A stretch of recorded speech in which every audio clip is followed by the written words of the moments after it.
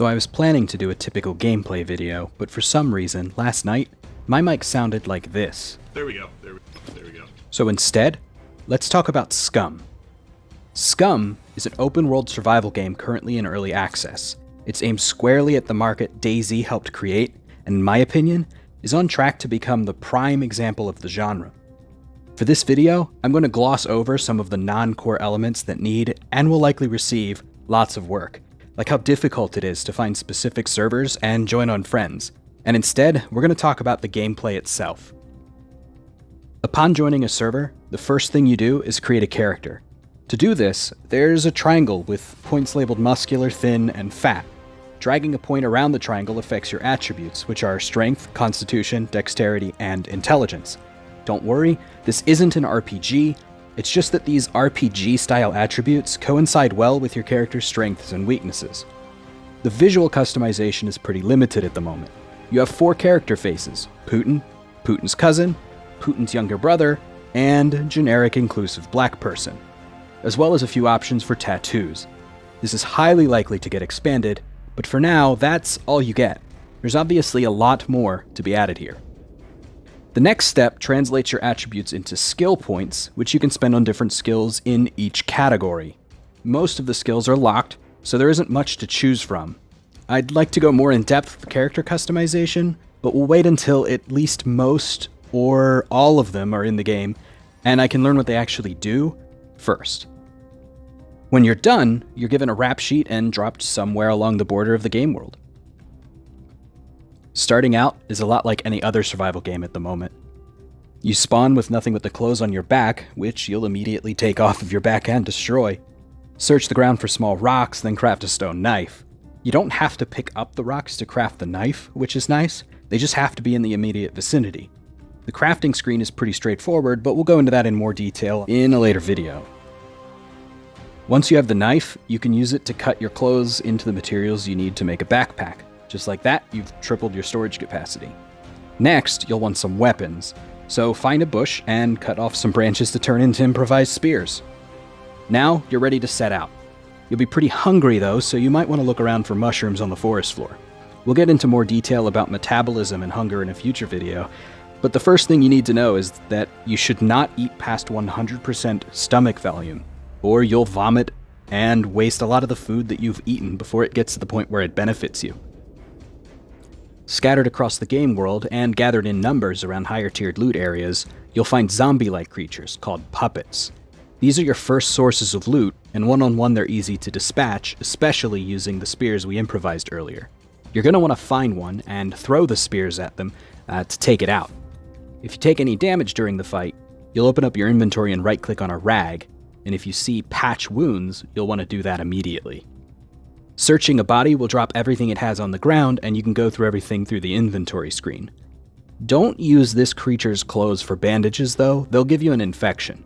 You can wear them for now, or you can use its clothes to make your bag and shred yours for bandages instead. There are a few ways to find food in the game. You can loot buildings, find corn, potato, or other vegetable fields, and hunt. Hunting is by far the most beneficial method of feeding yourself, especially if you're in a group. It's also the most fun. The hunting system is pretty great when compared to other survival games. Once you've found your prey, typically by listening for the sounds of pigs, deer, bear, or even horses, you try to get close. You can get close by using the middle mouse wheel to set your walk speed to the slowest and crouching. When you've found an animal and either wounded or spooked it, you can hold your right click to go into a focus and tracking mode, which will highlight blood and footprints on the ground. You can use these to track the animal or person you are hunting and finish them off. Animals that are wounded and bleeding heavily will eventually collapse and die from blood loss, so keep following the trail until you've found it.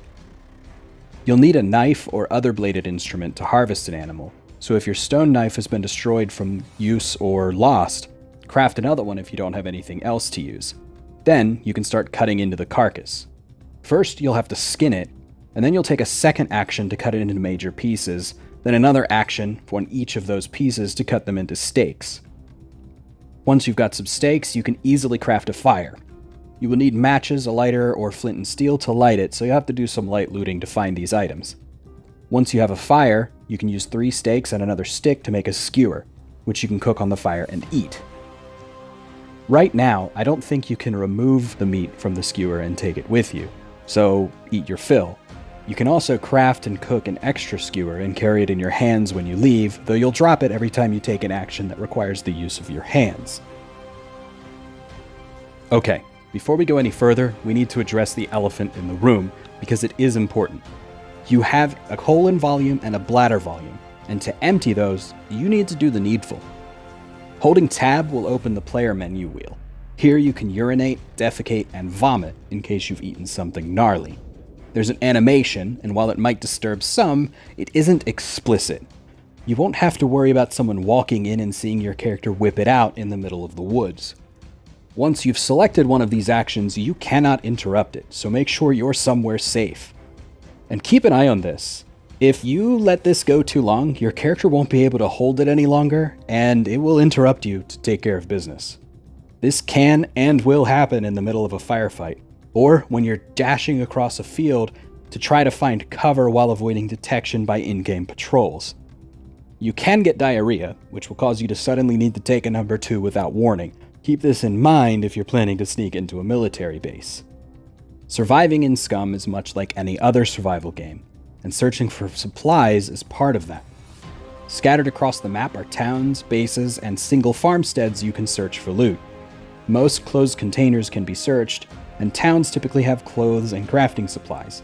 You can find food, meds, and other critical items here as well. You can occasionally find a gun, apparently, though I haven't personally found any in the non-military locations. That said, I don't feel like looting towns is fruitless like it feels like in DayZ.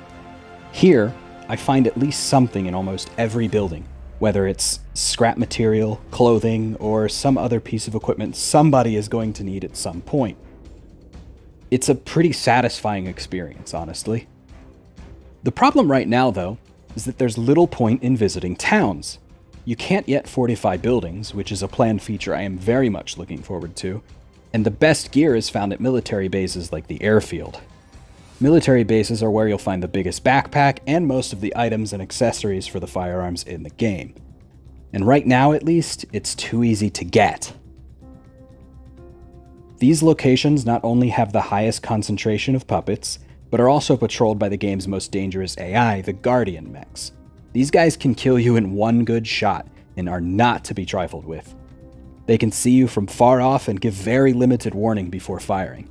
It's important to avoid their detection, but they travel in a very predictable path and generally leave you plenty of time to slip by. They also aren't alerted just because a puppet is aggroed either. The airfield in particular isn't enough of a challenge in my opinion. Within the first hour or so of play, most of which was spent traveling to the airfield, I'd snuck around it and found a shotgun, a pistol, body armor, and the game's largest backpack. I even died once, respawned in the same sector, and returned to grab my gear. After this, I traveled to another military base to link up with a friend and got even more gear. By the end of hour 3, I had a shotgun, a Dragunov sniper rifle, an MP5, and an M1 Garand, with plenty of ammo for everything. I expect this to change in the future, with more puppets that are easier to aggro and are more dangerous to boot, as well as hopefully less predictable pathing for the mechs. This level of loot should be a challenge, and I'd prefer if you needed to raid one of these bases, rather than just sneaking in. You can literally go from nothing to fully geared in minutes at one of these bases, and I think they need to give you a better reason to search for mid-tier supplies first. Outside of my friends, I haven't had a lot of player interaction in the game so far. My first came while I was looting. I got trapped in a room by another player who came in and shot me. At the time, I had no way of defending myself. After that, I decided to play the rest of the evening with kill on sight engagement rules. I threw a spear at the next player I met, and later had the first encounter I could actually call a fight. It was shortly after I'd gained all of the loot I just mentioned. I shot and killed one player, and his friend charged me. I missed a few times with my sniper, so I changed to the shotgun as the player got close. This is where things almost went very bad. I was unable to shoot him because he was past the barrel of my gun. I tried backing away, but he was able to punch faster than I was able to aim and fire, so he kept interrupting me. When I did get an opportunity to fire, I found that at close ranges, The crosshairs provided by the third-person camera are not accurate, which caused me to miss a few shots. Rather than die, I decided to turn and sprint away. My victim-turned-assailant ran out of stamina, and I was able to create some distance, which let me finish him pretty straightforwardly. Melee combat feels clumsy, much like in other third-person survival games. Puppets don't ever run out of stamina, it seems, and there is a timing element to combat that I don't think is intentional. You have to somehow dodge your enemy's attack and swing back with your weapon before they can attack again. As a result, I carry 4 guns and no melee weapons with me. I don't recommend this unless you have something to do the job of a hatchet, as it's a required tool for a lot of the survival elements of the game. Squatting up with others is easy once you've found your friends, or chosen not to kill your acquaintances. Simply walk up to someone, hold F, and select Invite to Squad. That player will then get a prompt that they can accept or deny. Once grouped, you'll see your squad mates' names floating above their head within a certain distance, which I would estimate at around 200 or 300 yards. You will not see their location on your map, though. I feel like this should be reversed, however. And the reason for that is, after I'd made a camp and was running with a pair of friends, I shot another player who had stumbled upon our camp. This attracted a group of nearby puppets, and while we fought them off, his friend integrated himself into our group. If not for the names identifying my friends, he would have been hard to identify and could have done some damage. As it were, I put him down with a single round from my shotgun because the game made it glaringly obvious he wasn't a part of my crew. I think it would be better to have a general understanding of the location and remove the names, as this would add an element of communication and chaos to the game that just isn't there with the teammate visibility. It's possibly one of my biggest gripes with the game right now, honestly, but that might just be Tarkov talking. As I said early on, I think this may be the best game in the survival genre, and that's because I feel like it is getting a lot of things right. Crafting is simple to do, but limits craftable items to tools, some basic weapons, ammo, and some camp buildings. You won't be building fortresses and mazes out of wood and steel, though. The only shelter you can currently build is a lean-to. You can also build a wooden crate to store items, and some campfires. It's a pretty easy system to master, so you'll be spending more time crafting than trying to figure out how to craft. We'll go more in depth with this when I've had a chance to really understand everything it has to offer. For now, know that it's an easy system to figure out, and it won't let you build cities. I ended my time with the game by building a pair of lean-tos and a campfire near the lake, then built a box to put some stuff in to check for the persistence of servers. I'm happy to report that stuff was still there the next day. The neatest thing about camp building, and inventory management in general, is placing objects. Currently, you can't actually choose where your crafted items get placed, though I'm hoping that will change, but you can place objects that you can carry or store around as you like. You could chop down a tree, then use the logs to set up a circle of stools around a campfire you've built. Then, lean your rifle up against one of those logs and place a pan on top of it. You can lay your pack and coat down in your lean-to. You can do this by opening the inventory and just dragging the items anywhere on the visible play area you want. It's a unique and effective system, and really makes this game stand out. You also have a stat called Fame, which you gain by crafting, killing, and looting. What this allows you to do is respawn. You need 25 Fame to respawn, though you can go into the negatives. This will put you at a random location on the map. You can spend 40 Fame to spawn back at the same sector you're in, or 100 Fame to spawn on a squad mate, although you cannot pick which squad mate. So you may want to reconsider where you're going to spawn if you try and spawn on a friend who had just died and is on the other side of the sector. While I do think that overall this game is great, I do have a few gripes. I was expecting more content at launch. I get that it's early access, but I feel as if in just a single day of playing, I've experienced most, if not all, of what this game has to offer aside from exploring the map more. More will come, sure, but I feel like I'll need to play it sparingly in the interim to avoid burnout. Right now, I feel like there isn't enough player interaction, specifically around players that already have gear that you can fight.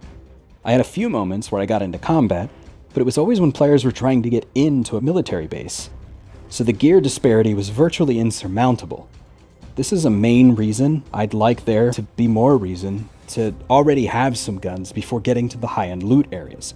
Right now, you either have nothing or, well, everything. I'd like to see this game strongly encourage looting towns and reward players with simple guns and bags that they can use to go farm more. Then, both AI and other players can make high-tier loot areas more dangerous, as well as more fair to everybody. Lastly, I think that instead of stopping to take a poop, your character should just mess their pants if you aren't taking care of them. That could lead to an infection if they wanted, and require cleaning or replacement to correct it. Heck, they could even have you trailing urine or feces as you run for a while, which would both be hilarious and dangerous if you're being hunted by someone. I like this game, and I'll be playing more of it. I think that already, it's provided me a better experience than DayZ ever did, and I'm looking forward to the progress being made on it. I didn't run into any major bugs. For that matter, I don't think I ran into any minor ones either. There was a moment where I just fell down while climbing a hill and didn't get up for a minute or two, but I don't know if that was my character being stuck in a falling animation, or from the fact he'd been overheating for a while at that point. It might have just been a heart attack. It is clear that the devs have taken care to get the details right, too. Animations for things like climbing ladders are believable, the vaulting mechanic is the best and most beautiful in the game so far, and even the pooping animation is done well enough that it's clear some poor fool spent way too many hours on it. I'll be following the development of this game, so you can look forward to more videos soon.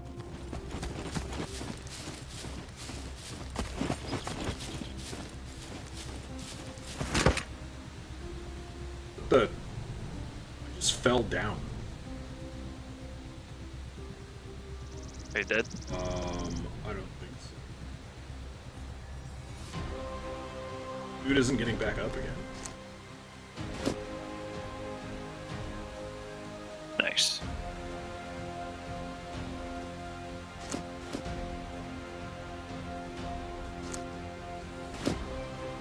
Happened. Mm-hmm. It's 149. I think I had a heart. You do not know the way. I just fell and he can't get back up. Fuck. Just laying here. You guys just like Urkel. I've fallen and I can't. He's just lying down. What the hell's going on? I mean, his heart rate's 149. It's through the freaking. And you guys randomly have heart attacks and die? I'm hungry. How many carbs or sugar? Or soda? You had a heart attack. That's what it looks like, doesn't it? It sounds like it. I think I'm still stuck in a falling animation.